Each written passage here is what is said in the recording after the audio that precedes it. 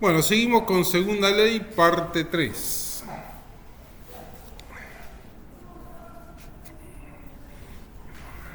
Antes de continuar, de desarrollar los temas de hoy, voy a hacer una enumeración de los hitos que llevamos hasta ahora que dieron lugar a la construcción de toda la teoría, para que vayan viendo el bosque de lejos y cuando estén dentro del bosque se lo acuerden.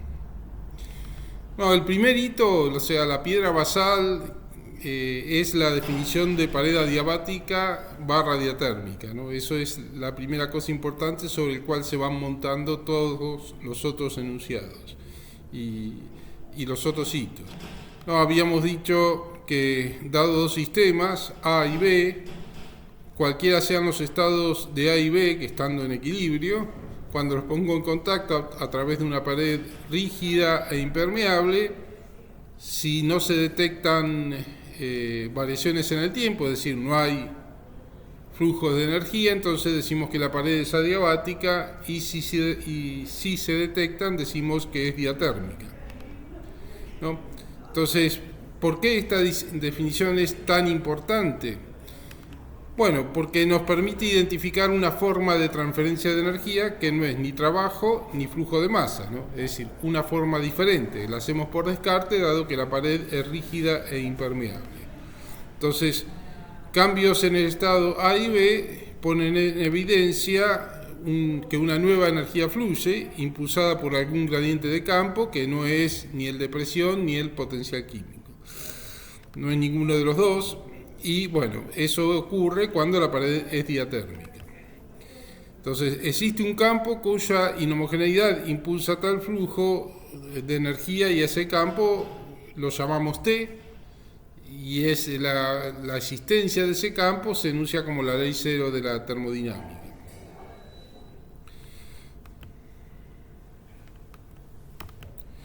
No, luego, si ese campo es inhomogéneo, entonces hay una inhomogeneidad y la pared es diatérmica, fluye la energía hasta eliminar esa inhomogeneidad, ¿no? Se cumple la segunda ley como la enunciamos en la clase 0.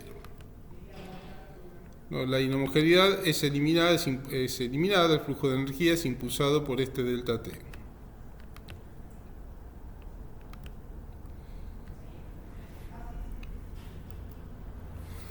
No, existe un nuevo tipo de equilibrio tal que siendo la pared diatérmica rígida e impermeable, este nuevo tipo de energía no fluye.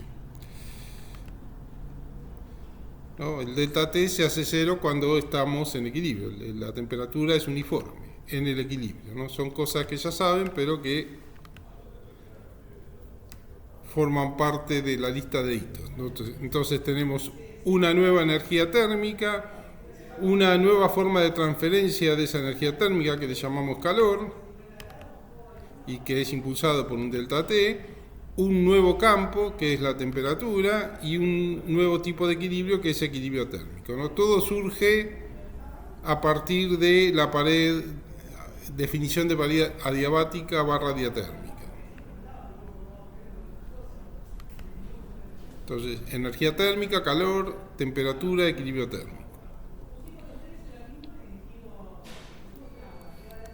Entonces, hasta aquí hay tres hitos, ¿no? Definición de pared adiabática barra diatérmica, identificación de la energía térmica y su flujo, calor, y un descubrimiento de T, ¿no? La ley cero de la termodinámica, ¿no? T uniforme en el equilibrio térmico. T no es uniforme cuando el sistema no está en equilibrio y entonces Q impulsa el delta T impulsa un flujo de calor hasta que se logre el equilibrio. Luego el cuarto hito es la primera ley de la termodinámica, que para su enunciado usamos la definición de pared adiabática, ¿no? Entonces, cuando cambiamos el estado de un sistema cerrado mediante un proceso adiabático, el trabajo adiabático efectuado en tal proceso es independiente del mismo. Y esto significa que existe una función de estado U tal que para un proceso adiabático el delta U para ir de A a B es igual al trabajo adiabático, ¿no? Si el proceso no es adiabático, bueno, se define el calor en función de la diferencia entre delta U y el trabajo adiabático. Esta ley en realidad prohíbe esto, ¿no? Que sería una máquina de perpetua de primera especie, ¿no? Esta primera ley impide esto, es decir, dice que esto está prohibido, ¿no? Y entonces lo que vale es esto, ¿no? La existencia de U como función de estado. Bueno, el quinto hito podemos decir la definición formal del calor como algo que no es trabajo, ¿no? Existe cuando se cambia de un estado dado a otro, existe el cambio de delta U. Si el proceso no es adiabático, entonces la diferencia entre ese delta U y el trabajo es el calor, ¿no? Lo definimos por descarte. En términos diferenciales, bueno, esto permite escribir una ecuación de balance de energía que es esta, y que en términos diferenciales se escribe así.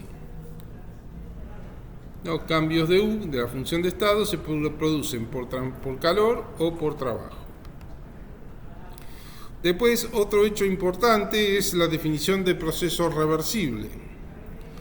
No, dijimos que en cualquier etapa del proceso, mediante un cambio infinitesimal de las condiciones del entorno, podemos invertir la dirección en que se produce. Los procesos reversibles no desordenan el universo.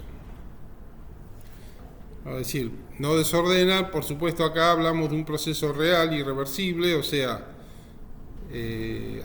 o en todo caso, si lo decimos con precisión, desordenan mínimamente el universo de manera despreciable, ¿no? Porque todo proceso es impulsado por un ímpetu del universo a desordenarse, pero es mínimo. En el caso de procesos reversibles es tan mínimo que lo despreciamos.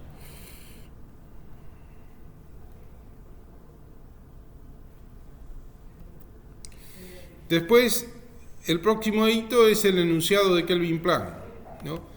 Dijimos que es imposible construir una máquina que, operando cíclicamente, produzca como único efecto la extracción de calor de un foco y la realización de una cantidad equivalente de trabajo, ¿no? Las máquinas funcionan así, tomando calor de esta fuente, ese calor transformándolo parte en trabajo entregado al entorno y otra parte, QC, entregado a la fuente fría, y esto, que es lo que se pretende en una máquina de eficiencia 1, está prohibido. En el enunciado de Kelvin-Planck lo prohíbe, eso no puede ser, ¿no?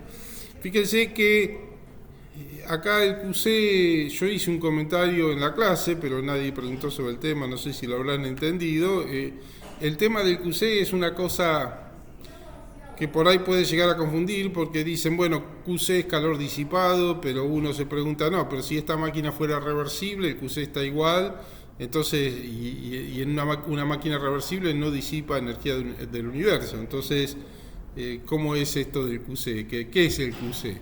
Y en realidad, si este calor no existiera, lo que significaría que el universo se está ordenando, es decir, ¿y por qué digo eso? Porque inicialmente en la fuente caliente, es decir, yo tengo un orden almacenado en el delta T, ¿no? Y todo ese orden se transforma en trabajo entregado al entorno para una máquina reversible. El orden en delta T. Pero la fuente esta caliente tiene energía térmica, y la energía térmica es no solamente energía, sino es energía desordenada, o sea, tiene energía y tiene entropía. ¿Sí? Así que, y es una entropía que en el proceso reversible debe conservarse constante. Porque si el universo no se desordena, la entropía permanece constante. Para que eso ocurra es que tiene que fluir el QC acá. Es decir, el QC implica un flujo de entropía de acá a acá, de modo tal de que la entropía del universo permanezca constante. Si este QC no estaría, como el trabajo no tiene entropía, el trabajo, es decir, puede tener, si todo tiene una mínima entropía, todo proceso, pero el trabajo es direccionado, qué sé yo, es un pistón moviéndose en una determinada dirección, es decir, no hay aleatoriedad ahí, podemos decir que en comparación con esta fuente de energía térmica tiene entropía cero, o sea, si pudiera transformar todo esto en esto, sí estaría ordenando el universo, estaría disminuyendo la entropía. Pero para que eso no ocurra, aparece este QC, es decir, este QC que se encarga del flujo de entropía de esta fuente a esta fuente, y entonces la entropía se conserva. Ese es el motivo del QC. No es desordenar el universo, sino hacer que no crezca que no decrezca la entropía del universo. ¿Sí? Bueno, continuemos. El otro hito es el principio de Carnot. La eficiencia de una máquina térmica cualquiera que opere entre dos temperaturas dadas, TH y TC, no puede ser superior que la de una máquina reversible que opere entre las mismas temperaturas. O sea, estamos diciendo que la eficiencia de una máquina cualquiera mayor que una máquina reversible no va. Eso está prohibido. Lo que vale es al revés, ¿no? Eficiencia de una máquina cualquiera es menor o igual que la reversible. Y si es igual es porque es reversible. Esto es lo mismo que enunciar que el enunciado de Kelvin, ¿no? Dice lo mismo que el enunciado de Kelvin. Luego el corolario del principio de Carnot, que se prueba a partir del principio de Carnot y que dice que la eficiencia de todas las máquinas reversibles que operan entre TH y TC es igual, ¿no? Las eficiencias de todas, bueno, acá la máquina 1 y la máquina 2, en general podemos hablar de la máquina X y la máquina Y, son todas iguales. Entonces, si son todas iguales, calculamos la eficiencia para un ciclo de Carnot, es decir, esta es la definición de eficiencia condicionada por la primera ley. Una vez que calculamos esa eficiencia nos da esta, la del ciclo de Carnot, y luego aplicamos el corolario de Carnot, generaliza el resultado a todas las máquinas, y entonces luego para todas las máquinas que operan entre TH y TC, todas tienen esta eficiencia, es una función de las temperaturas. Y para todas esas máquinas se cumple que esto es igual a 0. Y que esto sea igual a 0, que bueno, para estas máquinas se escribe así, sugiere que esto podría ser igual a 0 para cualquier ciclo reversible. Y bueno, efectivamente mostramos que porque esto es igual a 0 para las máquinas que operan reversibles que operan entre dos temperaturas, esto es igual a 0 para todos los ciclos reversibles, ¿no? Acá no aclaré que ocurre, pero estoy hablando de ciclos reversibles. Entonces, eso nos dice que existe la entropía, ¿no? Para todas las máquinas reversibles que operan en TH y TC, esta integral es 0, y entonces eso me habla de la existencia de la entropía. Entonces, el corolario del principio de Carnot me dice que la entropía existe, ¿no? Que existe la entropía como función de estado, y que vimos después, al comparar con el enunciado de la clase 0, que es una medida del desorden, o del grado de homogeneidad del universo, de inhomogeneidad del universo, o de homogeneidad, no, de homogeneidad del universo. Bueno, entonces la entropía, cuyo diferencial de S es diferencial de Q rep sobre T, y que se calcula como la integral entre dos estados A y B de diferencial de Q rep sobre T, ¿no? Este es el cambio de entropía para ir de A a B, ¿no? Para calcularla tengo que imaginarme un proceso donde todos los estados de equilibrio todos los estados por los que va pasando en el proceso están sobre la superficie de estado de equilibrio. Bueno, y luego vimos cómo desde el principio de Carnot, otro hito, el último, pasamos a la desigualdad de Clausius. O sea, el principio de Carnot implica, y es un doble implica en realidad, la desigualdad de Clausius, ¿no? El cambio de entropía para ir de A a B es mayor o igual que la integral entre A y B de diferencial de Q sobre T, ¿no? Si vale el igual vale para cuando el proceso es reversible, y el mayor cuando el proceso es irreversible, ¿no?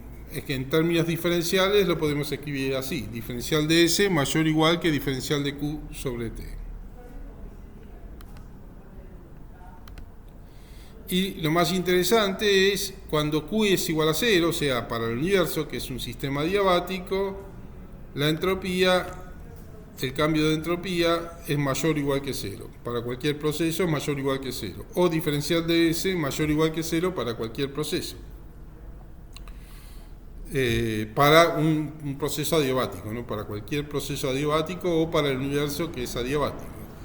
No, eso significa que los cambios de entropía de cualquier sistema adiabático siempre van a ser mayores que cero hasta que llega a un máximo donde no puede cambiar más porque no puede aumentar porque llega a un máximo y no puede disminuir porque lo prohíbe la segunda ley, y entonces ahí paran los procesos, o sea, no hay más flujo de energía, lo que significa que estamos en el equilibrio. Entonces, en el equilibrio, para un sistema adiabático, la entropía es máxima.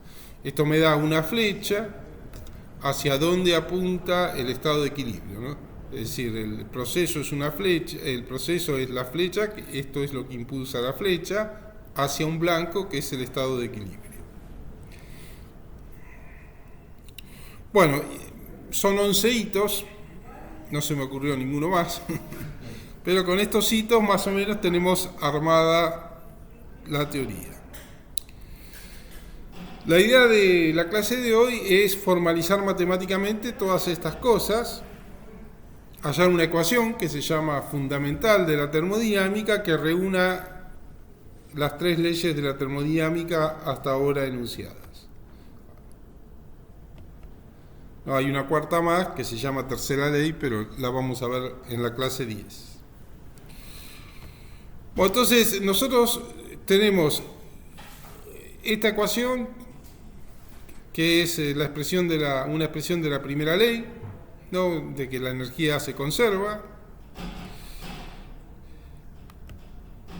Si consideramos solo trabajo PV, entonces el diferencial de trabajo lo podemos escribir como menos P diferencial de B. Y entonces la primera ley la escribimos así. Y luego tenemos que si nos movemos en la superficie de estados de equilibrio, puesto que diferencial de Curreb sobre T es diferencial de S, podemos escribir diferencial de Curreb igual a T por diferencial de S. Y esto implica que si reemplazamos acá el diferencial de Q, que nos estamos moviendo en la superficie de estados de equilibrio, por eso lo podemos reemplazar por diferencial de Curreb, no acá, T diferencial de S, me queda esta ecuación, donde tengo todos variables de estado, ¿no? Es decir, U, si yo despejo U, acá T está, como S y B son las variables de control, hay que visualizarla como una función de S y B, y P también como una función de S y B, y si integro esa ecuación, lo que tengo es una superficie U de SB, donde están representados todos los estados de equilibrio.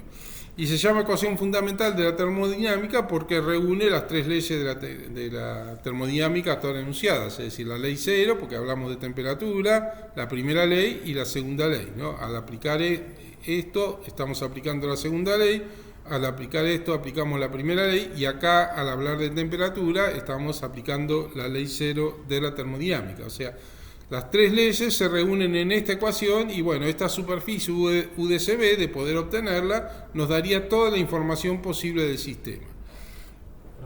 ¿Es completamente lícito reemplazar? ¿Cómo? Si es completamente lícito reemplazar el diferencial de Q reversible por el diferencial de U que aparece. Sí, porque nos estamos moviendo en la superficie de estado de equilibrio, entonces... Son reversibles. Entonces, resolver esta ecuación, entonces significa hallar la superficie U de SB. Que se suele llamar ecuación fundamental también a esta, pero bueno, yo para diferenciarla de esta otra, la que llamo ecuación fundamental, a esta le llamo superficie fundamental. Entonces, vuelvo a escribir la ecuación fundamental y les dejo por escrito lo que les dije recién. Esto es esta pendiente de U con S a B constante, es la temperatura, que es T de SB, y esta otra, que es la presión, es una función de SB, ¿no? Eso se ve bien claro lo que son las pendientes. Si pensamos el U de SB, hacemos el diferencial, y bueno, el diferencial de U es la derivada de U respecto de S a B constante por diferencial de S, más la derivada de U respecto de B a S constante por diferencial de B, donde esta es la temperatura, y esta otra es menos la presión.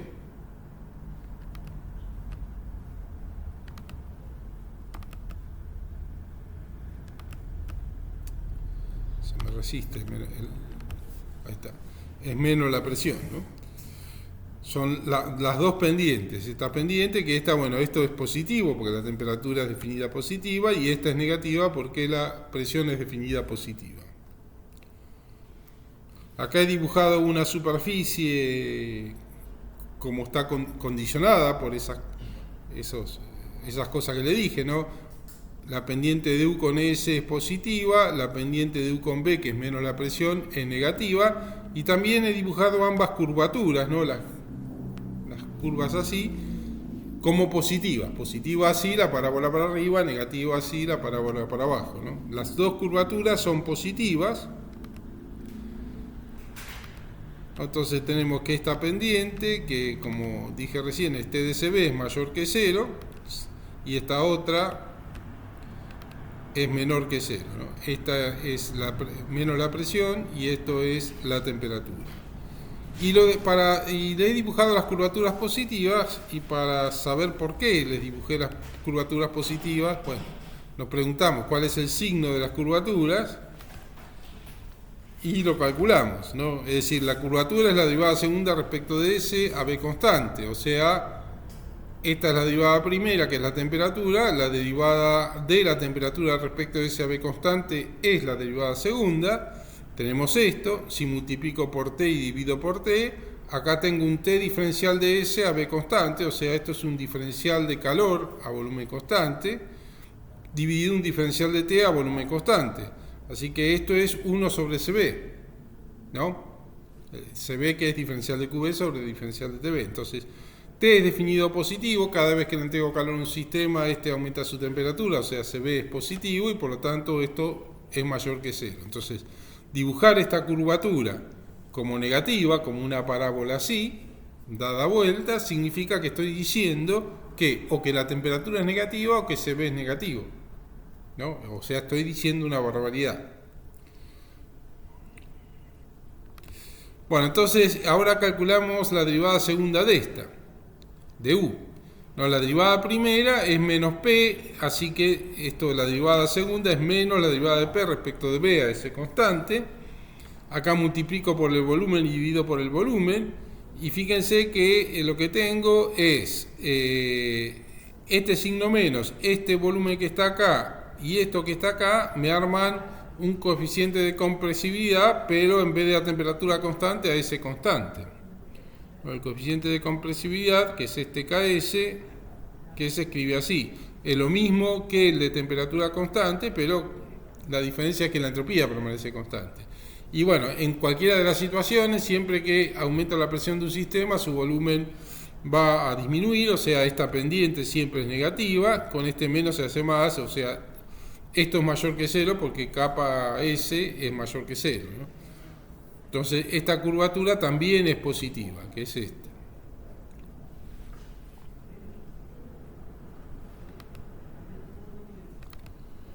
Bueno, entonces tenemos que esta curvatura es positiva por esto y esta curvatura es positiva por esto.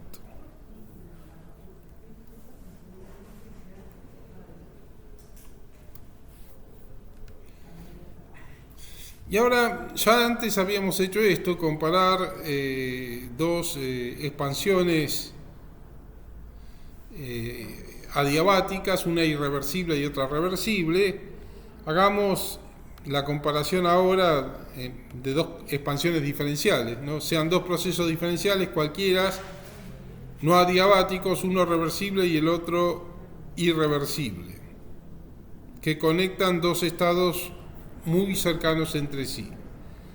Antes las expansiones las habíamos hecho para trabajos adiabáticos, son no adiabáticos. O sea, yo tengo el diferencial de U, que es igual al diferencial, aplico la primera ley para las dos expansiones, para la expansión reversible es esta, y que es igual a esto, ¿no? Diferencial de QREV es T diferencial de S, y como es la misma expansión, es decir, comparo las expansiones que conectan dos mismos estados, ¿no? A y B, entonces el diferencial de U es el mismo para las dos, pero en el proceso irreversible es otro calor, una transferencia de calor irreversible y una transferencia de trabajo irreversible. Pero esto es igual a esto porque U es una función de estado, ¿no?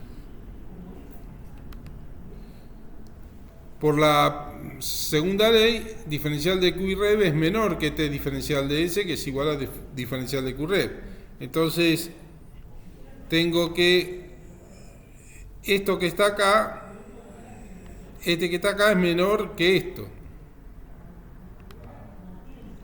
Y eso significa que el diferencial omega y rev tiene que compensar la diferencia, tendrá que ser mayor que el diferencial de omega rev.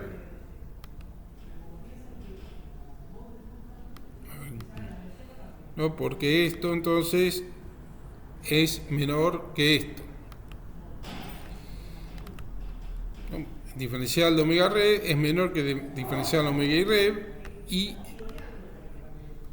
escrito paso este para este lado y este para este lado y lo escribo así. Esto significa que estoy comparando el trabajo entregado al entorno en el proceso irreversible con el trabajo entregado al entorno en el proceso reversible. Así que esto implica que en la expansión irreversible estoy entregando al entorno menos trabajo que en la expansión reversible, ¿no? Un poco nosotros lo habíamos hecho al comparar procesos adiabáticos, una expansión reversible y una irreversible, y veíamos que también pasaba eso ahí, que en la expansión irreversible entregábamos menos trabajo que en la expansión reversible, y bueno, vemos que todo esto es producto de la segunda ley, ¿no? Es inclusive si esto fuera esta expansión irreversible fuera adiabática,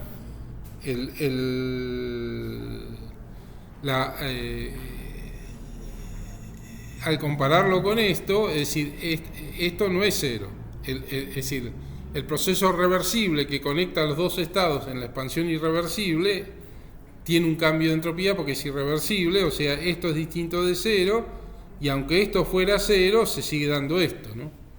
No sé si soy claro, ¿no? Es decir, por ejemplo, tengo la expansión Joule. La expansión Joule es una expansión que es adiabática.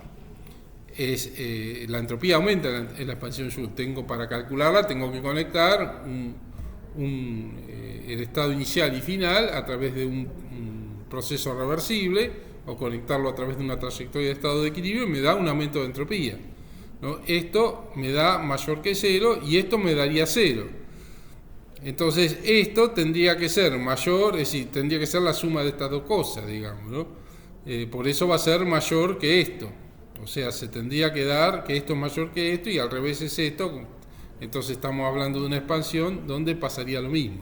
Esa es la comparación que hicimos antes, que era adiabática, pero aunque no sea adiabática también se da. Y eso se deduce a partir de esta desigualdad, que es la desigualdad de Clausius, que a su vez viene del enunciado de Kelvin. Entonces, bueno, luego la misma información que tengo en la superficie fundamental HDSB la tengo en la superficie de HDSP.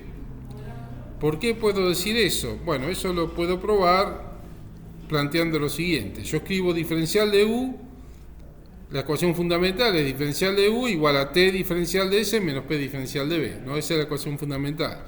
El U acá lo puedo reemplazar como H menos P por B, ¿no? Porque H es U más P por B. Si hago el diferencial, acá tengo diferencial de H menos P diferencial de B menos B diferencial de P. Y acá este con este se me cancela.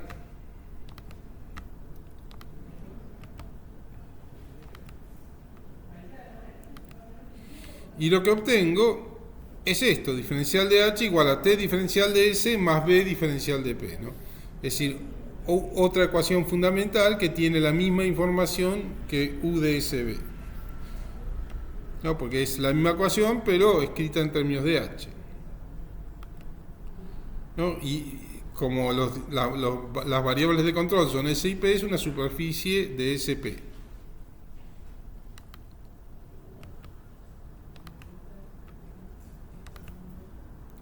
¿no? Si hacemos el diferencial de H visualizándolo como una superficie de CP, vemos que la temperatura esta es esta pendiente, la pendiente de H con S a P constante, también es la pendiente de U con S a B constante,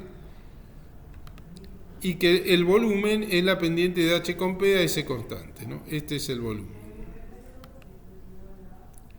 Esto es entonces una T de CP, ambas pendientes son positivas acá, ¿no? Y esta es el volumen, un volumen B de CP.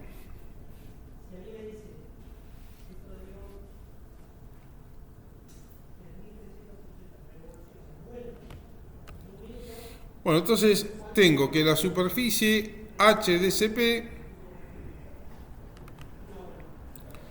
tiene esta forma.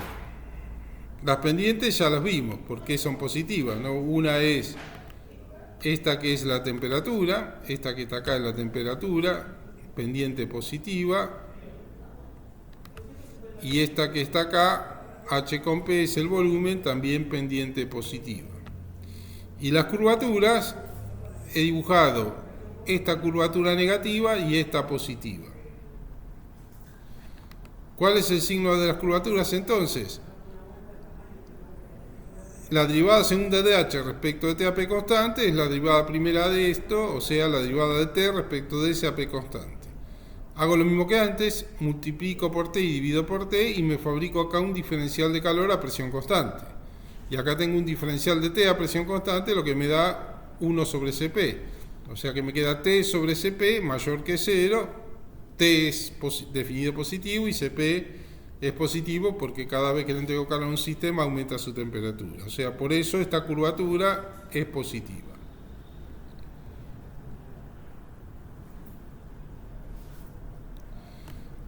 Luego, para la otra pendiente tengo que hacer la derivada segunda de eso, o sea, la derivada primera del volumen respecto de la presión a entropía constante.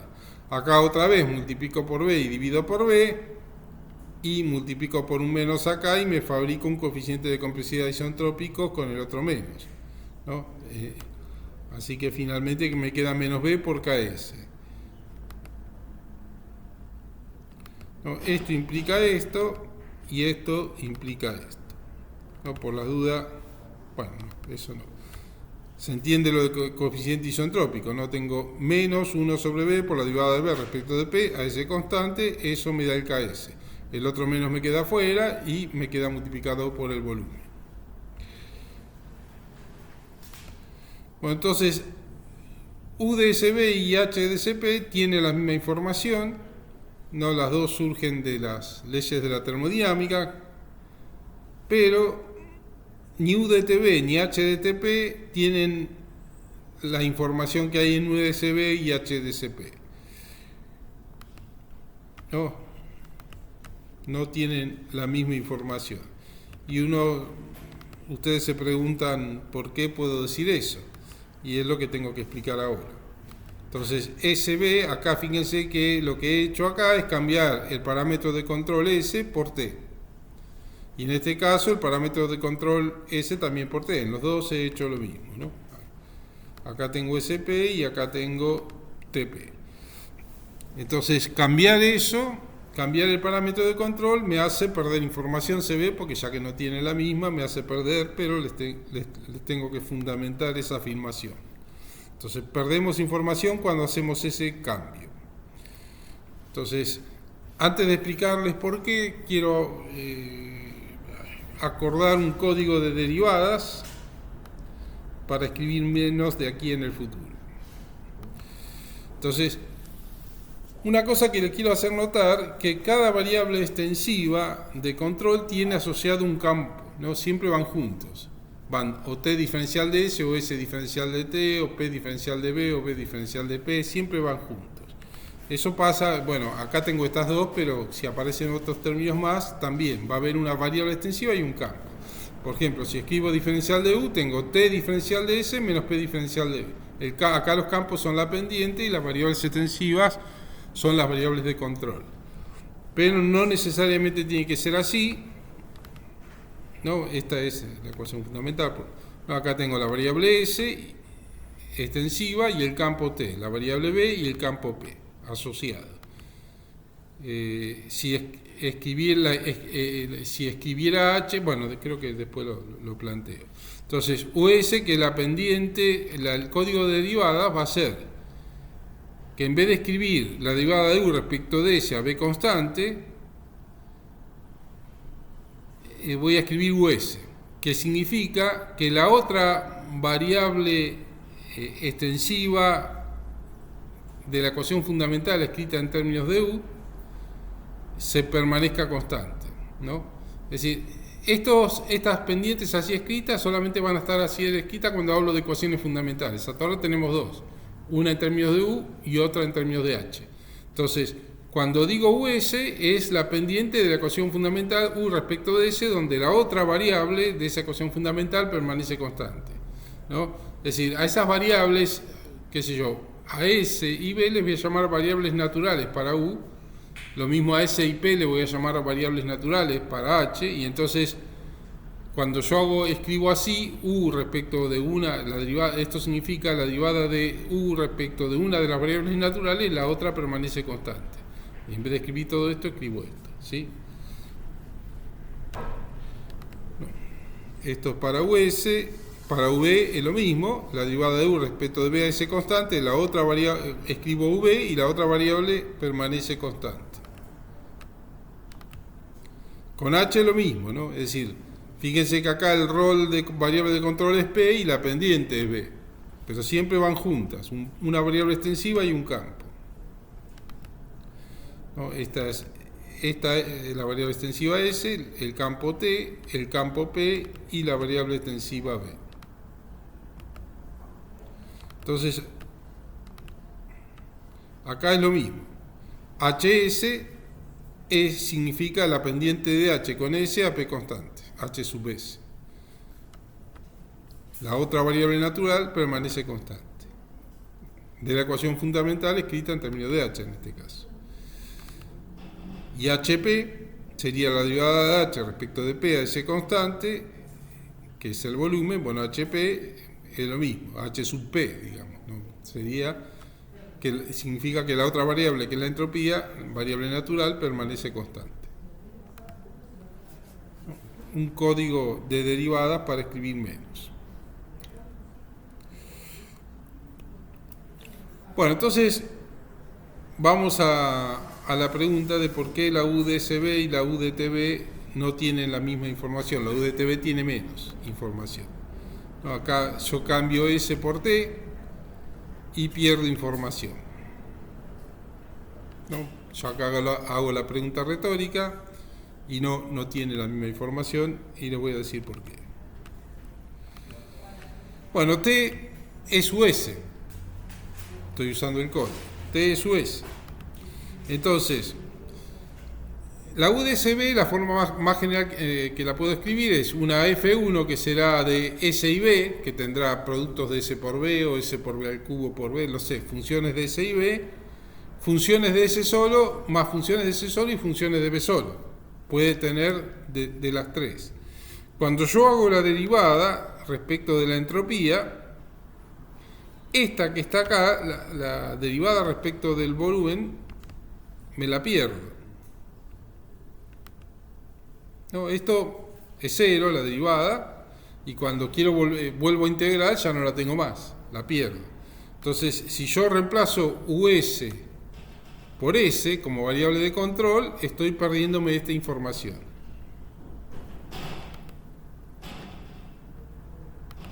Estoy perdiendo esta información porque, bueno, esto es cero.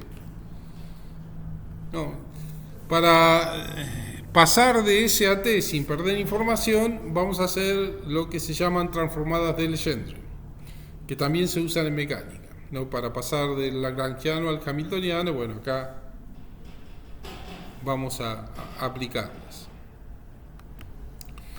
Acá he dibujado una función psi de epsilon. En realidad son muchas funciones psi de epsilon que se diferencian por una constante, ¿no? Una será una psi de epsilon más una constante, más otra, es decir, la única diferencia es una constante. De modo tal que para un dado valor de epsilon todos tienen la misma pendiente, ¿no? Entonces, si yo pusiera en epsilon digo, bueno, yo voy a reemplazar epsilon, despejo, tengo epsilon, hago la derivada de psi respecto de epsilon y de ahí despejo epsilon en función de t y pongo todo en función de t, la psi en función de p, que sería la pendiente, lo reemplazo en función de la pendiente. Fíjense que yo ya no sé cuáles de estas curvas estoy representando, porque me perdí la constante. Cuando hice la derivada de psi respecto de epsilon, que es la pendiente, para poder reemplazarla como variable de control por epsilon, me perdí la constante que diferencia una curva de otra. O sea, tengo la pendiente nada más, ¿no? Y no me alcanza eso para determinar un punto. Para un punto necesito dos números, epsilon y psi en este caso, ¿no? En un plano, ¿no? En tres dimensiones necesitaré tres números. Pero acá necesito dos números. Y entonces, si yo reemplazo la pendiente, tengo que buscar otro número que me identifique este punto. Si es esta la curva, yo quiero este punto. Entonces, el otro número que veo acá, al trazar la pendiente, es la ordenada al origen de la pendiente. Entonces, puedo reemplazar estos dos, la pendiente y omega, por epsilon y psi. Reemplazo las dos. Y entonces, de esa manera, conservo la información, conservo la constante, o sea, represento esta curva. Punto a punto tengo distintos valores de números de omega y pi y p, y entonces represento todos los puntos de esa curva. Bueno, si vemos acá, la pendiente p es psi menos omega dividido epsilon, ¿no? De acá hasta acá es epsilon. O sea que esto yo lo puedo escribir así, ¿no? Es decir, tengo acá la pendiente P sería psi menos omega sobre epsilon. De modo tal de que acá puedo despejar omega, el otro punto, que es la ordenada al origen, el otro número, que es la ordenada al origen, y entonces paso este epsilon multiplicando, este omega sumando acá, y P por epsilon restando acá, y me queda esto. Me queda omega igual a psi menos la pendiente por epsilon, ¿no? O para poderlo explícitamente acá pongo menos psi epsilon, que es la pendiente, ¿no? A eso se llama transformada de Legendre. Y ahora me queda una omega de p, omega de la pendiente, digamos, ¿no? La p, la pendiente, que depende de epsilon, que es la derivada de psi respecto de epsilon, y por eso depende de epsilon, o puesto de manera abreviada, psi epsilon. Es una p de epsilon, que es esta que está acá, o esta que está acá. Y eso implica que yo de esta p de epsilon yo puedo despejar la epsilon de p.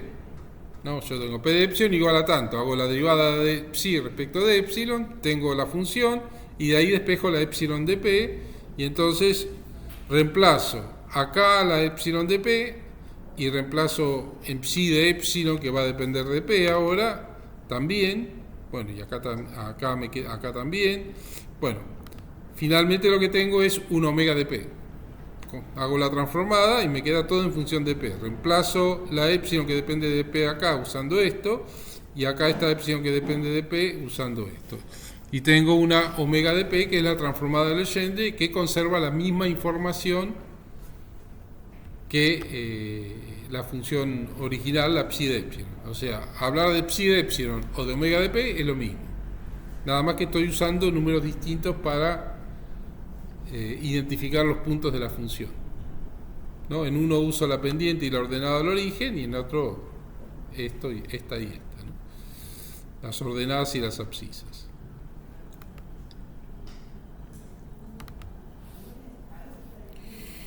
Bueno, vamos a complicar un poco más y vamos a asumir que psi no solamente depende de epsilon, sino de una variable x más.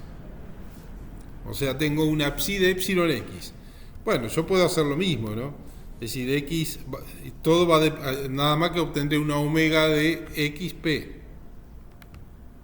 Entonces la transformada de Legendre, vamos a decir, de psi de epsilon x sobre el par psi epsilon, ¿no? Que es lo que hicimos recién, es una omega de px, que será una psi de epsilon de px, x. No, acá el que x aparece porque al derivar la psi respecto de epsilon es una función de x y epsilon. De x y epsilon. Entonces tendré todo esto, que escrito de manera más abreviada, tendré un omega que es psi menos psi epsilon por epsilon. Es lo mismo que antes, nada más que ahora yo ya sé que todas estas funciones dependen además de x.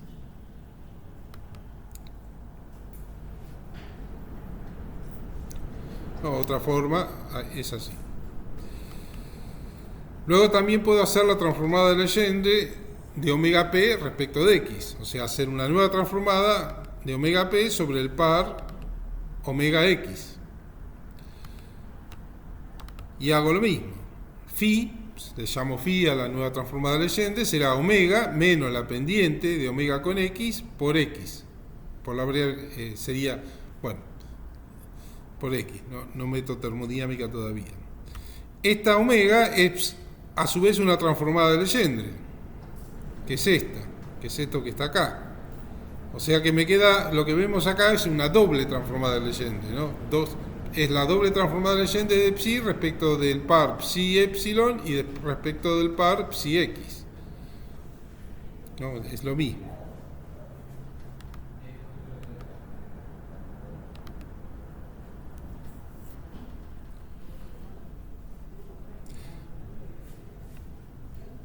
Entonces la phi de psi epsilon, la phi de psi la puedo escribir en términos, bueno, así de psi de las dos pendientes o de phi de pi psi x, ¿no? Es lo mismo, ¿no?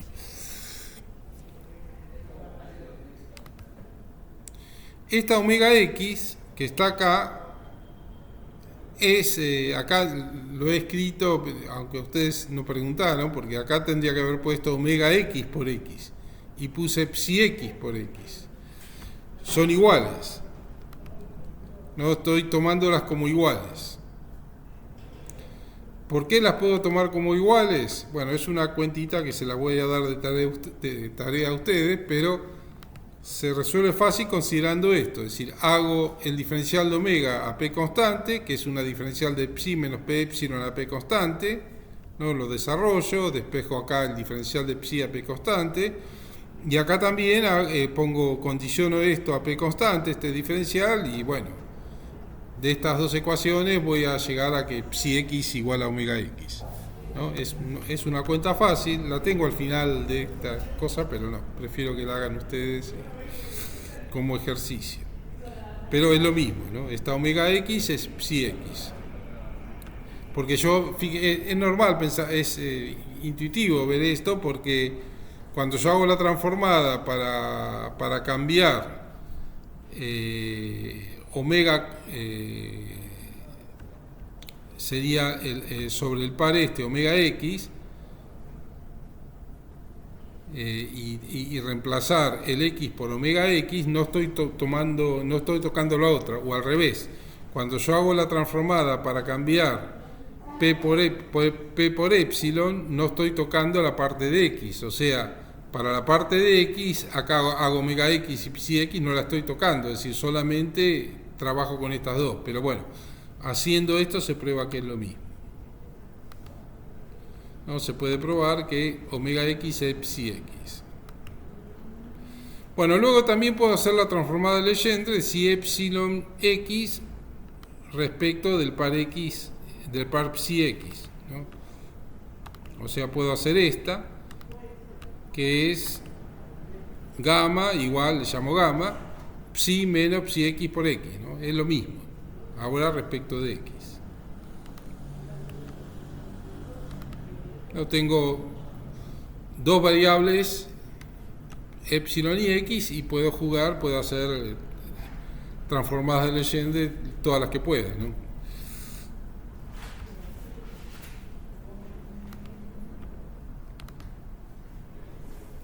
¿No? Tendré una gama de epsilon psi x.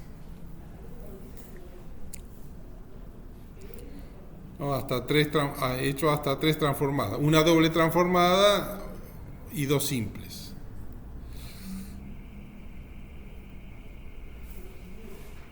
A su vez también puedo hacer la transformada de gamma respecto del par epsilon gamma, que me va a dar igual a phi, porque es la doble transformada también.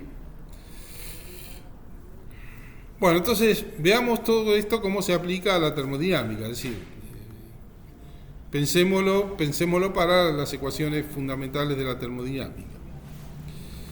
No, encaremos primero la transformada, la entalpía, ¿no? Que es una transformada de Legendre, ¿no? La entalpía la sacamos a partir de U de CB, de esta superficie fundamental. Entonces hacemos la transformada de Legendre de U de CB sobre el par UB. Esto significa que obtenemos H de CP, que es igual a U menos UB por B, que es lo mismo que U más P por B, ¿no? Entonces, así, la entalpía H como U más P por B es una transformada de Legendre de U respecto del par UB.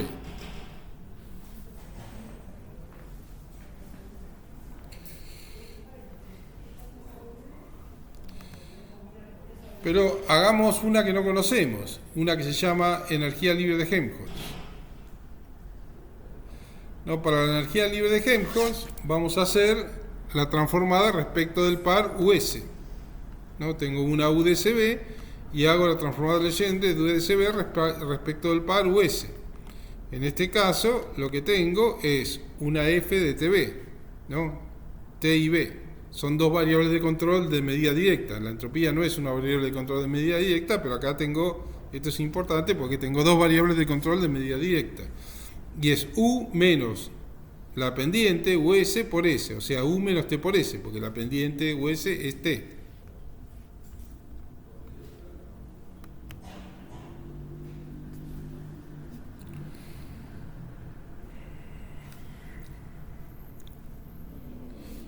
Bueno, y podemos hacer por último lo que sería la transformada simple de H o de F, o una transformada doble de U, que es la energía libre de Gibbs. F de TB, primero hacemos esto, transformada de F de TB sobre el par FB, y entonces en este caso obtenemos lo que se llama la energía libre de Gibbs, que depende de T y P, otros dos campos, son dos variables de medida directa, que es F menos FB por B, o sea, F más P por B, ¿no? Porque la pendiente de F con B es la presión. Eso es por lo que les decía, lo que tenía que demostrar a ustedes, ¿no?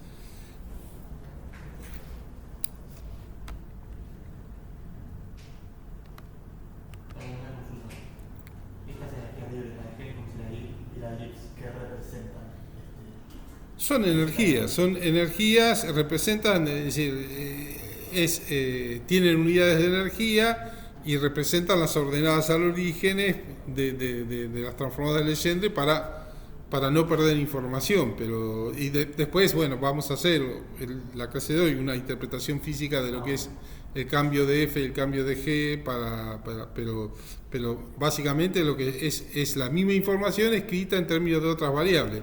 Lo relevante de todo esto es que yo puedo escribir toda la superficie fundamental en términos de variables de medida directa, T y P o T y B. Esto es útil para procesos no PV, por ejemplo, donde hay cambios de F irreversibles que se pueden representar, para los cuales hay un delta G y un delta F, con lo cual caracterizar, por ejemplo, reacciones químicas. Pero eso lo vamos a ir viendo más adelante. Entonces, tengo esta sería la energía libre de Gibbs en función de TP. También la puedo escribir como F es U menos T por S, es U menos T por S más P por B, hacer la doble transformada directa, como hicimos antes, que es la misma energía libre de Gibbs. O hacer la transformada de Legendre de H de CP respecto del par HS. ¿No? Que eso también nos da la misma energía libre de Gibbs. ¿No? G de TP es H menos HS por S, que es H menos T por S. Como H es U más P por B, otra vez me queda H menos T por S más P por B, lo mismo. siempre es la energía libre de Gibbs. Entonces, lo que estoy haciendo es, cuando quiero cambiar los parámetros de control, tengo que cambiar también la ordenada de origen, o sea, la energía que estoy representando, para no perder información. ¿Sí? Entonces tengo que trabajar no puedo trabajar siempre con U, te paso de U a F o a H, depende a qué variable, qué parámetro de control quiero usar, es la energía que voy a necesitar para conservar toda la información, ¿no? Si no me interesa conservar toda la información, trabajo con una UDTB, por ejemplo, ¿no? Entonces, todas estas superficies son transformadas de Legendre de UDSB y entonces almacenan la misma información que UDSB, ¿no? Las superficies UDSB, HDSP, FDTB y GDTP tienen unidades de energía y son englobadas bajo el nombre de potenciales termodinámicos, que tiene que ver con el hecho de que son mínimos en el equilibrio y esas cosas. Pero bueno, ya vamos a ver. De aquí en adelante nombraremos entonces a las variables de control asociadas a cada potencial termodinámico como naturales, de modo tal de que si escribo el potencial termodinámico con una variable de subíndice que digo que es la que se mantiene constante, es derivada respecto de esa variable, la otra variable natural de ese potencial se mantiene constante, ¿no? Es el código de derivada. Bueno, veamos un poco, de alguna manera recién estuve comentando los motivos matemáticos de los potenciales termodinámicos, pero veamos los motivos físicos. Nosotros, si tenemos un sistema adiabático, también tenemos una flecha que nos indica, que nos apunta hacia el estado de equilibrio, tal que S es máxima, ¿no? Los diferenciales de S van aumentando hasta que S se hace máxima y ahí para todos los flujos de energía. Y bueno, ese es el estado de equilibrio, ¿no? Esta flecha me dice entonces, apunta hacia el estado de máxima entropía, o sea, hacia el estado de equilibrio. ¿Qué pasa si no tengo un sistema adiabático, ¿no? Esto es equilibrio, bueno, los procesos pierden impulso, dejan de suceder en el equilibrio, bueno, son cosas que ya dije. Entonces, ¿qué pasa si mi sistema prevé intercambio de calor, o sea, no impide el intercambio de calor? ¿Cómo hago para encontrar una flecha que me apunte hacia el estado de equilibrio, ¿no? Un criterio que me permite identificar el estado de equilibrio. Una cosa que podría hacer es considerar el entorno que interactúa con el sistema, todo rodeado de paredes adiabáticas, un sistema más grande que sería adiabático, aunque el sistema intercambiaría calor con el entorno.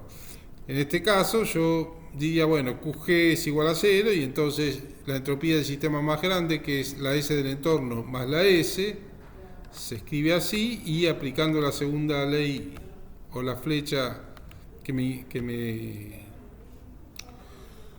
impone la segunda ley, delta S más el delta S total, delta SG, que es delta S más delta S del entorno, debe ser mayor o igual que 0. Tengo esta flecha.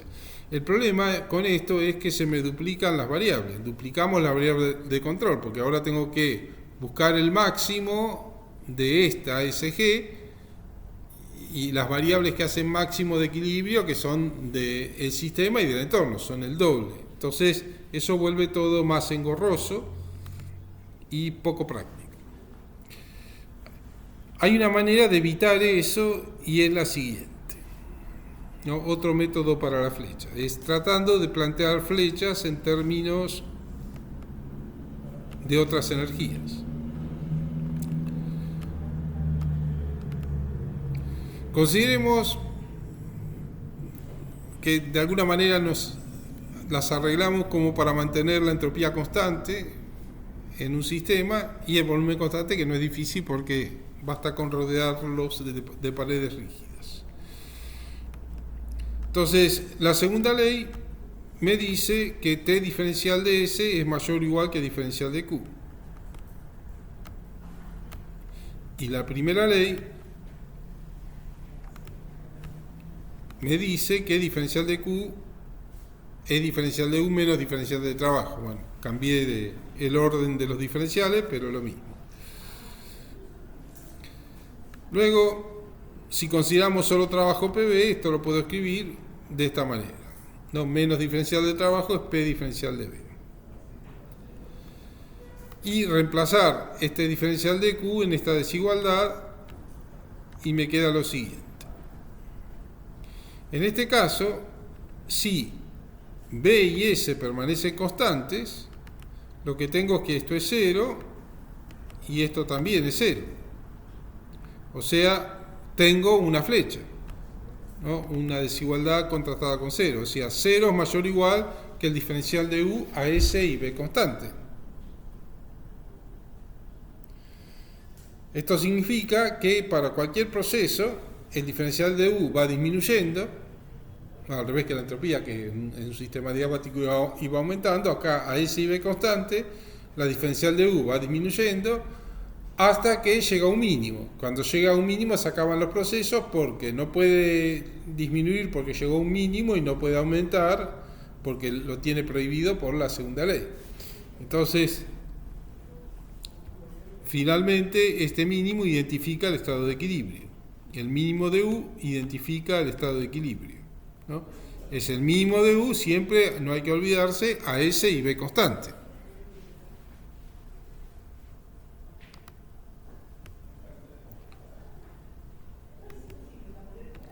Consideremos ahora que me las sigo ingeniando para mantener la entropía constante y la presión constante, que no es difícil porque es sostener un pistón con una pesita, un pistón móvil con una pesita y listo. Entonces, la segunda ley, vuelvo a repetir para que les quede grabado, me dice que T diferencial de S es mayor o igual que diferencial de Q.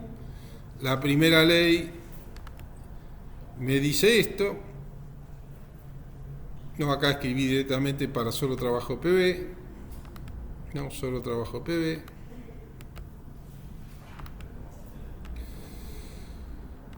Luego puedo considerar que la presión es constante, entonces lo puedo meter dentro del diferencial. Si la presión es constante, la meto dentro del diferencial. Y reemplazo acá.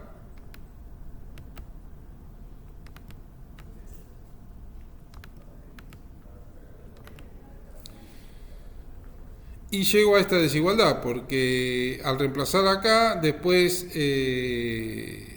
tengo T diferencial de S, meto todo el diferencial de U, el diferencial, este lo pongo como diferencial de U más P por B, ¿no? Porque lo puedo hacer, ¿va? Y entonces tengo T diferencial de S mayor o igual que diferencial de U más P por B.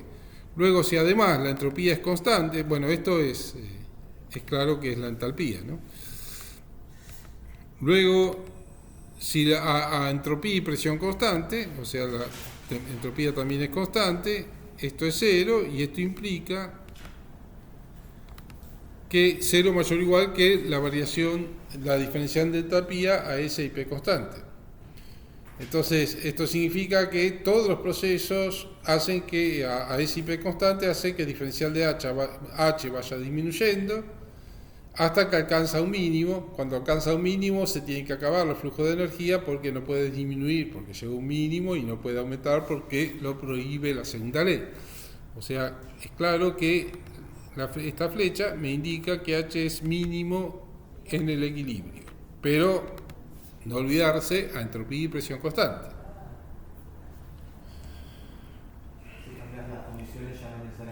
Claro, si cambiar las condiciones no, tienen que ser en esas condiciones. Bueno, luego veamos dos situaciones más prácticas, ¿no? Una situación donde yo mantengo la temperatura y el volumen constante, que eso lo puedo hacer porque sumerjo mi sistema en un baño térmico que se mantiene a temperatura constante y lo rodeo de paredes rígidas y bueno, esto es fácil, puedo mantener la temperatura y el volumen constante. Así que otra vez escribo la segunda ley, escribo la primera ley, ahora la escribí de la manera usual y solo trabajo PV, también estoy considerando. Luego despejo el diferencial de Q, lo reemplazo acá y considerando que T permanece constante, lo puedo meter dentro del diferencial como diferencial de S por T. Así que escribo las cosas así, reemplacé esto acá y esto lo metí dentro del diferencial. Luego paso esto restando y lo meto todo dentro del diferencial y me queda como diferencial de U menos T diferencial de S. Este U menos T por S lo identificamos como la energía libre de Helmholtz, ¿no? Esta es la energía libre de Helmholtz. Y luego a T y B constante, a T constante pude meter este T acá adentro y a B constante esto es igual a 0.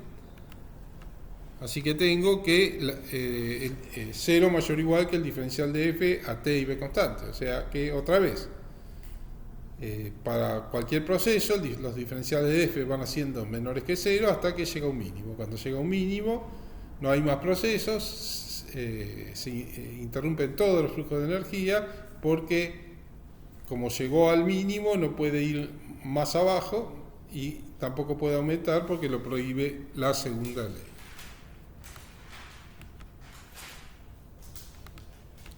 Así que esto implica que esta flecha me dice que F es mínimo en el equilibrio, pero a T y B constante. No olvidar que a T y B constante.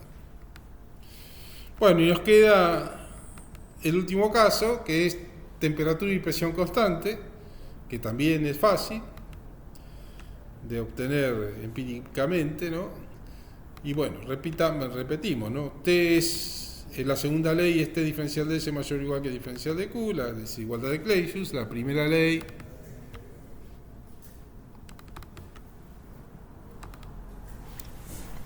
la escribo así. Este P diferencial de B, bueno, como P es constante, el P lo puedo meter dentro del diferencial y escribir así las cosas. Y reemplazo el diferencial de Q acá. También como T es constante lo puedo meter dentro del diferencial, escribiendo diferencial de S por T.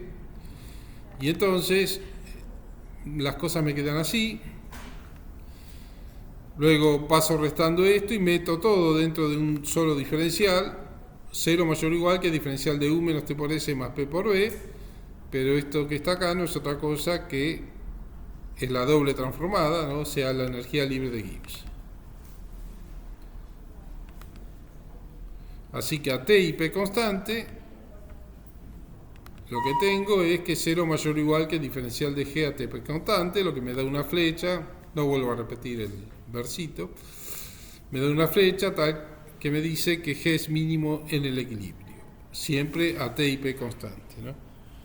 Fíjense que la U es una función de S y B, y a S y B constante U es mínima en el equilibrio.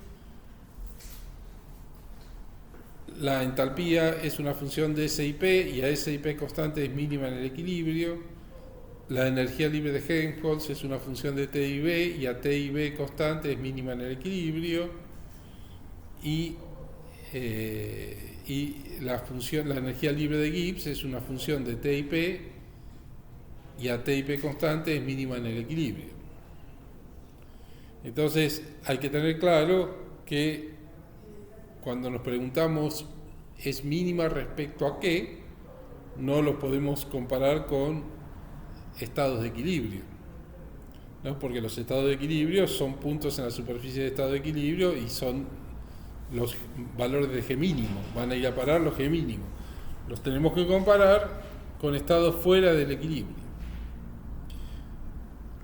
¿no?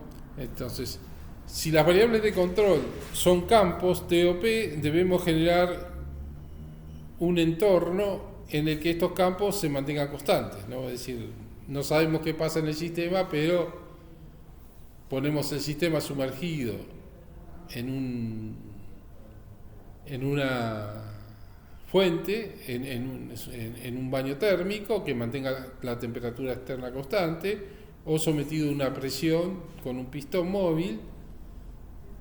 Y de esa manera mantenemos la presión externa. Lo que pasa adentro no sabemos, pero cuando llegue al equilibrio sabemos que, por ejemplo, si es T y P constante, la G que aparezca va a ser la mínima. Para mantener el volumen constante es fácil, con paredes rígidas, y para mantener entropía constante no es fácil. No, hay que inventar cosas extrañas que no son reales. Pero una cosa que le estaba comentando recién es el potencial mínimo contra qué valores comparar, ¿no? Y bueno, les decía que se comparan con valores de no equilibrio. Ahora, ¿cómo puedo considerar evaluar un potencial en estado de no equilibrio cuando no tengo definidas las variables termodinámicas?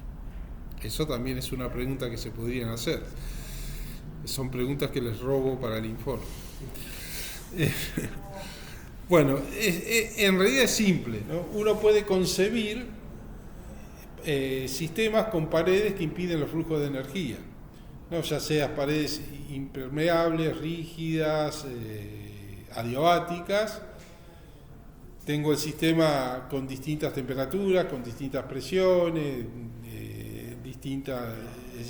distintos tipos. Bueno, no mencionemos lo de impermeable para no incorporar flujos nuevos de energía que vamos a considerar más adelante, pero con T y P tengo sistemas que ahí sí están en equilibrio, están definidos en cada compartimento estanco, es decir, que es aislado diatérmicamente y aislado mecánicamente. Cada sistema logra su equilibrio, estado de equilibrio, pero no uniforme, con distintas temperaturas. Puedo calcular esa G, puedo hallar esa G y puedo compararla con la G que está a la temperatura y presión, a la temperatura del baño térmico y a la presión externa. Y la G que está a la temperatura y presión externa, todo uniforme, donde la temperatura y las presiones son uniformes, va a ser la G mínima, ¿no? Va a identificar al estado de equilibrio, ¿no? Para graficarlo un poco, supónganse que tengo este sistema. Tengo un montón de paredes rojas que son adiabáticas, y tengo acá una T1, una T2 y una T3. Y está todo sometido a un baño térmico a temperatura T. Entonces, la G evaluada, y bueno, y vamos a suponer que todo está a la misma presión, ¿no? Entonces, la G evaluada a T y P va a ser menor que una G evaluada, que la suma de la G, porque son funciones extensivas, evaluada de este sistema T1, este sistema T2 y este sistema T3, ¿no? Va a ser menor que esa. Entonces es mínimo con respecto a estos estados que son de no equilibrio. Es decir, que tal que si le reemplazo las paredes adiabáticas por diatérmicas, se disparan los flujos de energía y evolucionan hacia ese G mínimo. ¿Se entiende?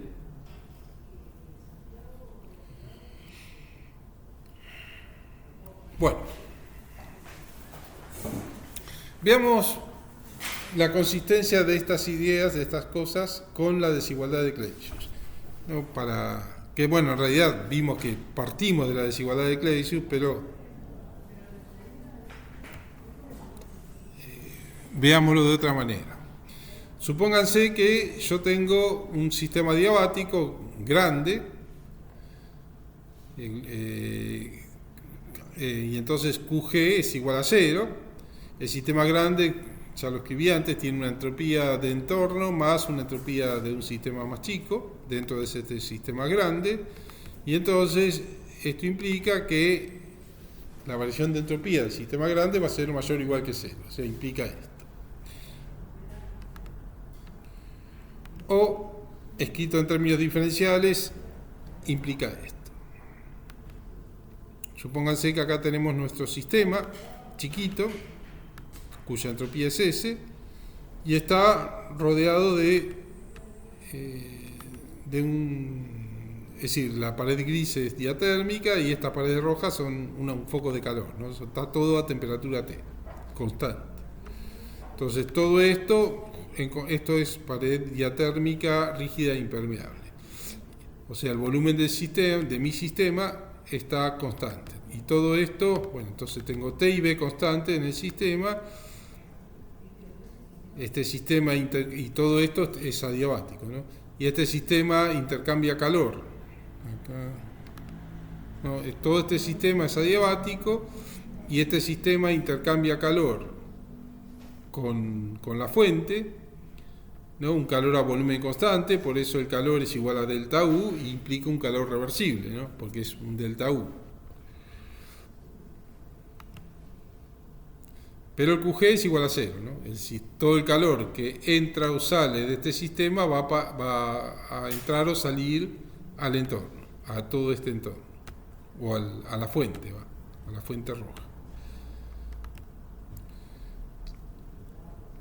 Así que diferencial de QG, esto es igual a cero, entonces como esto es igual a la suma de los calores es igual a cero, esto implica que el diferencial de QE es menos diferencial de QE, que es igual a menos delta U directamente, menos el cambio de energía interna. Por lo tanto, la variación de entropía del entorno será diferencial de QE sobre T, que habíamos dicho que era un calor reversible, porque el diferencial de QB es un calor reversible, es independiente del proceso.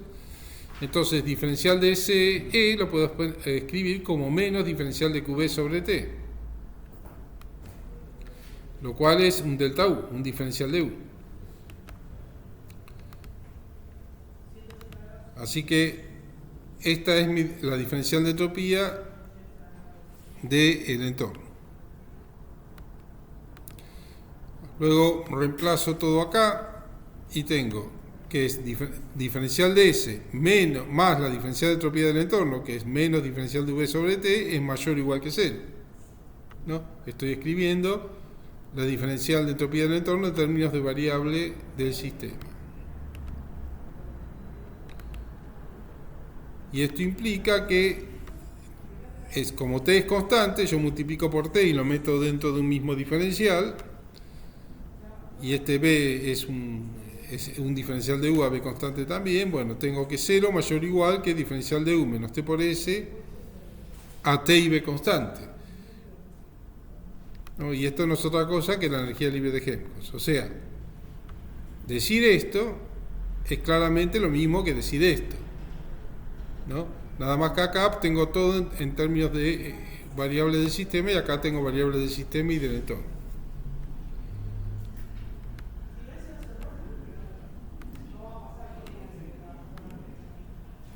No, siempre se trata de la desigualdad de Clausius. O sea, esto y esto es lo mismo. O esto y esto es lo mismo porque está escrito en términos diferenciales.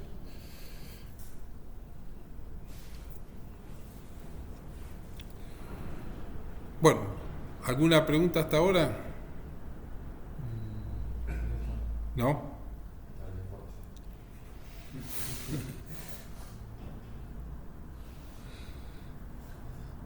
Sí, bueno, me queda.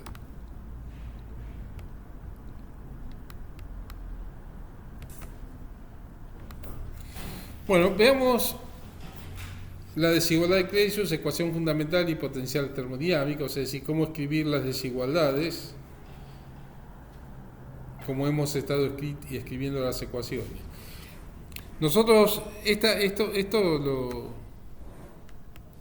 ya lo dedujimos, es decir, T diferencial de S mayor o igual que diferencial de U más P diferencial de B, ¿no? Es algo que sale de la segunda ley y la primera ley, o sea, lo tomo directamente como válido. Y esto implica que yo puedo escribir, bueno, paso el menos P diferencial de B, y fíjense que puedo escribir esta desigualdad así, donde para proceso reversible, o sea, me muevo en la superficie de estado de equilibrio, vale igual y tengo la ecuación fundamental. Y si no tengo y si me muevo fuera de la superficie de estado de equilibrio, no vale el igual, pero esto tiene que ser mayor que esto, ¿sí? Cuando me salgo del equilibrio, ¿no? Porque eso pasa que el diferencial de Q termina siendo menor que T diferencial de S.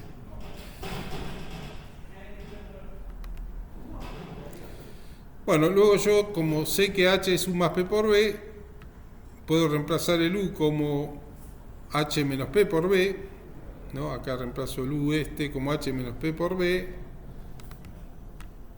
y esto implica que, bueno, el diferencial, a esto lo escribo como diferencial de H menos P diferencial de B menos B diferencial de P,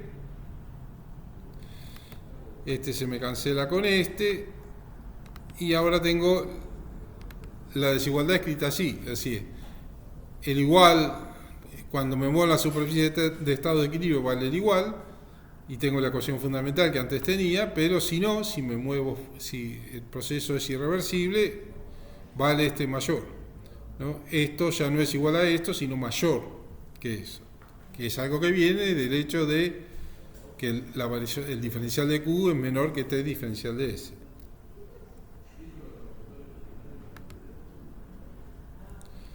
Bueno, luego acá también puedo usar la energía libre de Helmholtz, considerando que UF es igual a U menos T por S. Puedo reemplazar acá el U como F más T por S y hacer lo mismo. ¿No? Reemplazo esta U acá,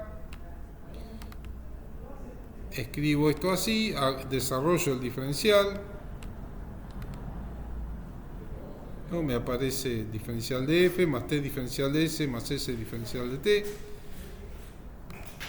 y este T diferencial de S se me cancela con este de acá, y otra vez me aparece otra desigualdad en términos de F, donde, bueno, el igual, cuando me muevo en la superficie de estado de equilibrio vale el igual, y tengo la ecuación fundamental en términos de F, y si no, vale este mayor. Esto es mayor que esto si el proceso es irreversible.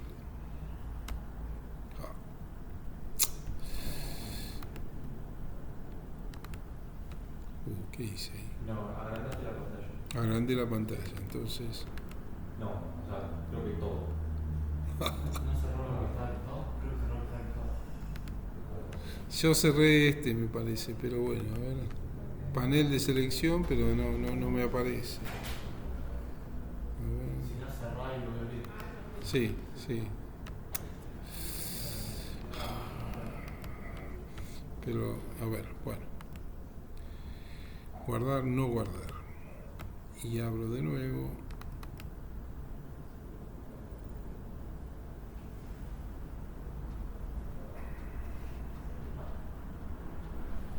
No, esto siempre me parece así. Esto ahora tengo que poner acá, panel de selección, y ahí está. Y no sé qué página íbamos, pero... 23, bueno. Esta, sí.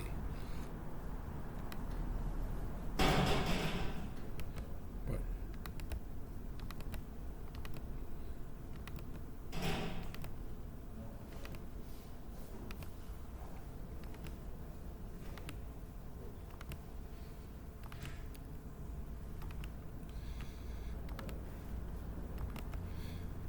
Y este lo había hecho.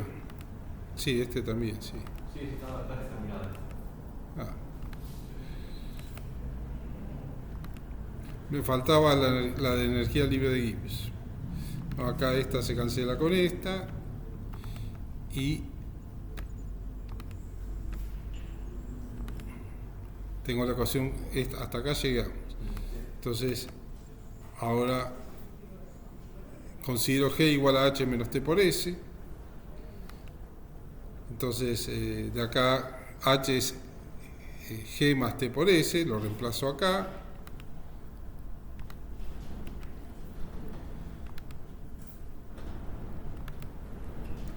Y me quedan las cosas así, hago el diferencial de G más T por S, lo desarrollo. Y bueno, ya se va repitiendo todo, entonces es más o menos lo mismo. Acá este T diferencial de S se me cancela con este. Y tengo la ecuación escrita así. Es decir, la misma, cuando me muevo en la superficie de estado de equilibrio vale el igual. Y tengo la ecuación fundamental en términos de G, y si no, esto es mayor que esto.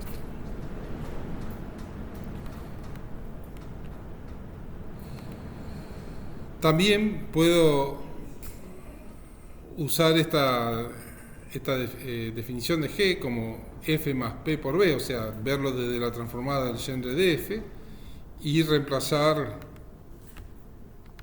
acá el F y hacer lo mismo, y llego a la misma ecuación, o plantear la doble transformada y reemplazar acá de nuevo. Son tres maneras de obtenerla. pero siempre son estas 4 desigualdades que las igualdades aprovechan el corolario de Carnot, pero y de donde surgen las ecuaciones fundamentales, pero las desigualdades aprovechan directamente el principio de Carnot, ¿no?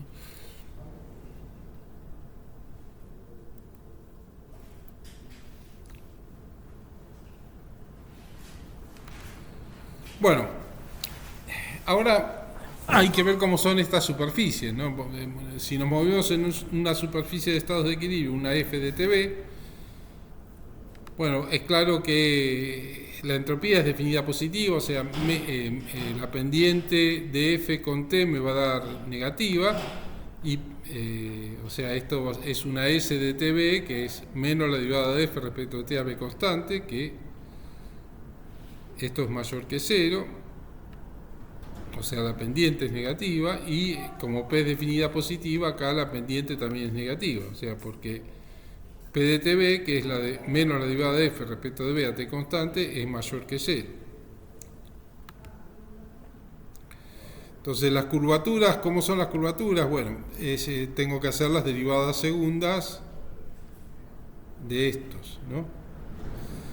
Así que me queda menos la derivada de S respecto de T a B constante, ¿no? Porque la derivada primera es menos S. Entonces la derivada segunda es menos la derivada de S respecto de T a B constante. Multiplico por T y divido por T. Ahora el diferencial de QB me queda arriba y el diferencial de TB abajo. Y finalmente lo que me queda es menos CB sobre T. O sea, me queda una curvatura negativa. El F, cuando paso de la variable de la entropía a la temperatura, antes tenía una curvatura positiva de U con la entropía, ahora tengo una curvatura negativa de F con el campo. Eso se da de cajón, ¿no? Cuando cambio volumen por presión también pasa lo mismo, cambia de curvatura positiva a negativa. ¿No? Entonces, acá tengo la derivada segunda de F respecto de B a T constante, que es la derivada de menos P respecto de B a T constante. Multiplico por B y divido por B, y acá tengo con este signo menos y este volumen la inversa del coeficiente de compresividad isotérmico, ¿no? Esta pendiente siempre es negativo, por esto siempre me da mayor que 0, o sea que acá la curvatura siempre es positiva.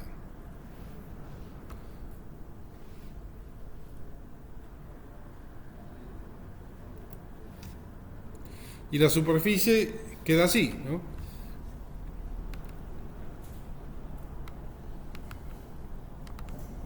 Tengo acá esta pendiente de F con T, que es negativo, porque es menos la entropía.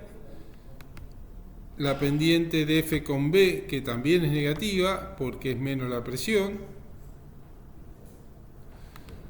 La curvatura de F con T, que es negativa, porque es menos CB sobre T, y la curvatura de F con B, que es positiva porque es 1 sobre B capa T, ¿no? Esta es positiva. Entonces, cuando dibujan la superficie, tienen que tener en cuenta hasta las curvaturas, ya las derivadas cuárticas no, pero las curvaturas por lo menos las tienen que tener en cuenta. ¿Qué curvatura? Si no, pueden meter la pata y pueden decir barbaridades dibujando. Bueno, y veamos cómo es esta superficie, ¿no? La G de TP. Acá también tiene pendiente negativa, esto es la derivada de G, menos la derivada de G, la entropía es menos la derivada de G respecto de T a P constante, que esto es mayor que 0, o sea que significa que la pendiente es negativa. Y acá la pendiente es positiva, es el volumen, la derivada de G respecto de P a T constante es el volumen y es mayor que 0. No, las curvaturas son las derivadas de esto, ¿no? La derivada de menos S respecto de T a P constante, hacemos lo mismo, multiplico y divido por T, nada más que acá es la presión constante, ¿no? Y acá tengo un diferencial de QP y por eso acá me aparece un CP. Entonces todo esto es menos CP sobre T, menor que 0, o sea que la curvatura de G con T es negativo. También cambié una variable extensiva por un campo. Y acá también cambié la variable extensiva por un campo y también me va a dar negativa, ¿no? Porque tengo que derivar este volumen respecto de P a T constante y ya sabemos que eso es negativo. Si aumento la presión a T constante, el volumen se reduce. Multiplico por B y divido por B y meto un signo menos y otro menos y me queda todo esto como B por capa T, menor que 0. O sea, las dos curvaturas son menores que 0. ¿No? Y acá tengo la superficie, ¿no? La pendiente esta es negativa, S con T, de G con T, que es menos S, es negativa. La pendiente de G con P es positiva, porque es el volumen, pero las dos curvaturas, la de G con T, que es menos CP sobre T, es negativa, y la de G con P también, ¿no? Dos curvaturas negativas, así.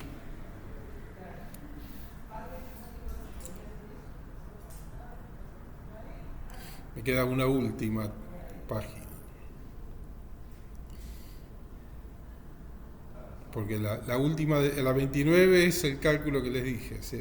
Esa no se los explico. Me queda la 28. La 28. Bueno, y la 28, acá de los que quiero hablar es de la interpretación del cambio de F a T constante. ¿Qué significa eso? Y también del cambio de G a T y P constante. Y con eso termino. Me estoy enfriando. Se cambió la temperatura de golpe. Sí, vamos a salir, no muy volando. Sí, sí. Vamos a hacer las vacas de la clase cero. Ah, sí. Cierto. Bueno. Vamos a terminar la clase y después miran. Vamos a terminar la clase y después miran. El delta F a T constante, ¿no? Entonces tengo un proceso isotérmico. T es constante. Si escribo esta desigualdad en términos de F, lo que veo es que si T es constante, lo que me queda es menos P diferencial de B mayor o igual que diferencial de F, ¿no? A T constante. Me queda esto. Luego, eso es un diferencial de trabajo, ¿no? El diferencial de trabajo a temperatura constante mayor o igual que el diferencial de F a T constante. Escribo cambio de lado estos diferenciales y me queda menos diferencial de T mayor o igual que menos el diferencial de trabajo a T constante. Y se integro, me queda que menos el delta F a T constante es mayor o igual que el trabajo a temperatura constante entregada al entorno. O sea, menos el delta F a T constante me da una cota máxima de trabajo entregado al entorno que se cumple si el proceso es reversible. Si es irreversible, el trabajo entregado al entorno va a ser menos.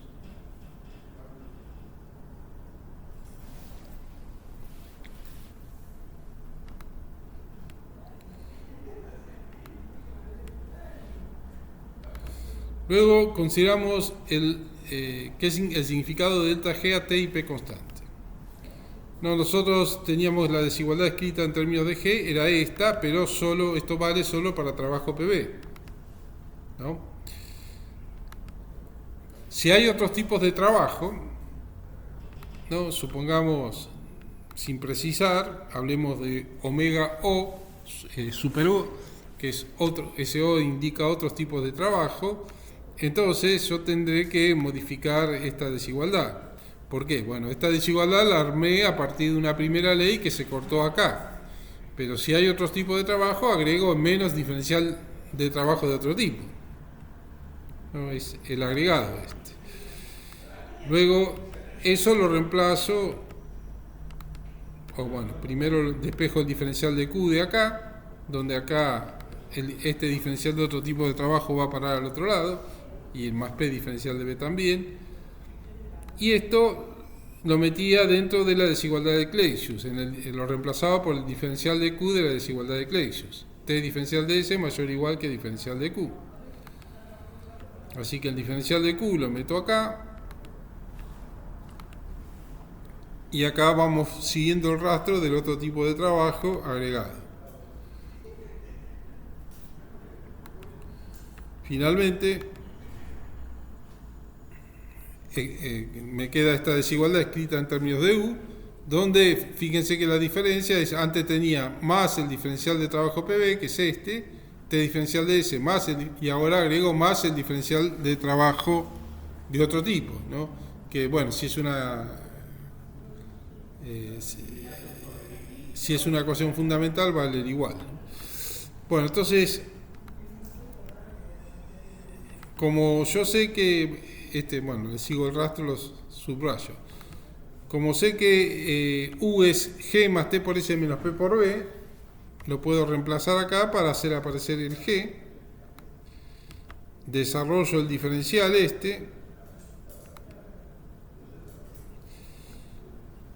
y esto implica, bueno, acá tengo diferencial de G, T diferencial de S más S diferencial de T, menos P diferencial de B, menos B diferencial de P. Hay cosas que se cancelan, ¿no? Este se cancela con este se cancela con este, y luego como T es constante y P es constante, los otros diferenciales también van a parar al diablo. Este y este se hacen 0 y finalmente lo que tengo es que, bueno, paso el diferencial de G acá como menos diferencial de G a T y P constante es mayor o igual que menos el diferencial de otro tipo de trabajo a T y P constante, que es igual al diferencial de otro tipo de trabajo entregado al entorno. Y cuando integro, lo que tengo es que menos el delta G de TP es una cota máxima para trabajo entregado al entorno de otro tipo. Ese trabajo podría ser una reacción química también, ¿no? Es decir, menos el delta, si el proceso es reversible, va a valer igual, y si no, esto va a ser mayor.